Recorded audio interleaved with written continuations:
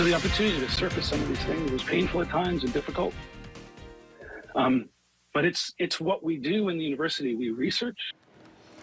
Now at 6, Stanford University is apologizing after finding that its admissions department limited the number of Jewish students accepted in the 1950s. Thank you for joining us for Crown 4 News at 6. I'm Pam Moore. And I'm Ken Wayne. Stanford held a webinar today explaining what happened more than 60 years ago. Crown 4's Rob Nesbitt joins us live from our newsroom with more on Stanford's apology. Rob.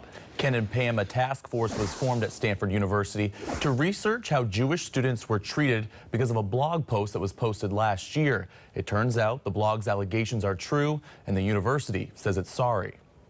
The ugly components of Stanford's history came to light because of this 1953 memo sent to then president of the university, J.E. Wallace Sterling, from his assistant, Fred Glover. Glover writes about a conversation he had with head of admissions, Rixford Snyder. Rix is concerned that more than 1/4 of the applications from men are from Jewish boys. Stanford professor Ari Kelman led the task force in charge of investigating the university's history with Jewish applicants.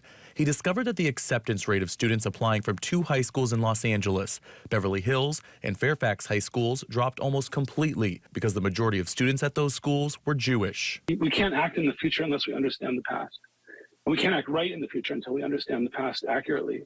And so the opportunity to surface some of these things was painful at times and difficult. University President Mark Tessier-Levine apologized this week, calling Stanford's past actions wrong and damaging. Regional Director for the Anti-Defamation League, Seth Brisk, says concerns about the treatment of Jewish applicants were brought to Stanford's attention back in the 50s and 60s. It would be better if they took responsibility and made corrective action in the moment, but at the very least, if you can't do that, do what Stanford has done, and we commend them for it. Anti-Semitic incidents are on the rise, from rapper Kanye West's anti-Semitic tweet over the weekend that got him locked out of his Twitter and Instagram, to a report from the Anti-Defamation League that found in the last year more than 350 anti-Israel incidents occurred on U.S. college campuses. Students did tell me stories of anti-Semitic encounters, some of which were quite chilling. Brisk hopes that shedding light on current and past hate will help prevent discrimination against the Jewish community in the future. Is like any other form of bigotry. It has no place in our society. If it's within an institution, it has no place within our institution.